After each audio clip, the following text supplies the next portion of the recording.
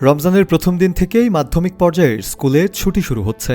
এই ছুটি চলবে ২৬ মার্চ পর্যন্ত। এ বিষয়ে আজ বৃহস্পতিবার রাতে প্রজ্ঞাপন জারি করেছে শিক্ষা মন্ত্রণালয়। প্রজ্ঞাপনে বলা হয়েছে, পবিত্র রমজান, শ্রী শ্রী হরিচাঁদ ঠাকুরের আবির্ভাব, শবে কদর, জুমাতুল বিদা, ঈদুল ফিতর এবং স্বাধীনতা ও বিজয় দিবস উপলক্ষে ১৯ ফেব্রুয়ারি থেকে ২৬ মার্চ পর্যন্ত মোট ৩৬ দিন ছুটি থাকবে মাধ্যমিক ও নিম্ন মাধ্যমিক বিদ্যালয়গুলোতে। জানা যায়, দীর্ঘ আলোচনার পর মাধ্যমিক ও উচ্চ মাধ্যমিক বিভাগ বার্ষিক ছুটির তালিকায় সংশোধন আনে।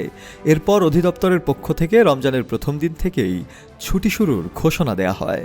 এদিকে পবিত্র রমজান মাসে স্কুল বন্ধ রাখার নির্দেশনা চেয়ে হাইকোর্টে রিট করা হয়েছিল। ১৫ ফেব্রুয়ারি সেই রিটের শুনানি হয় এবং পুরো রমজান মাস অর্থাৎ ১৮ ফেব্রুয়ারি থেকে সরকারি বেসরকারি নিম্ন মাধ্যমিক ও মাধ্যমিক শিক্ষা প্রতিষ্ঠান বন্ধ রাখতে নির্দেশ দেন হাইকোর্ট। জীবন অবাক না করলে কে করবে? ২৮% মিল্ক ফ্যাটের অবাক করার সাথে ফ্রেশ মিল্ক পাউডার। জীবন অবাক করুক প্রতিদিন। পরে গত সোমবার পুরো রমজান মাসে স্কুল বন্ধ রাখতে হাইকোর্টের দেয়া আদেশ স্থগিত করেন আপিল বিভাগের চেম্বার আদালত।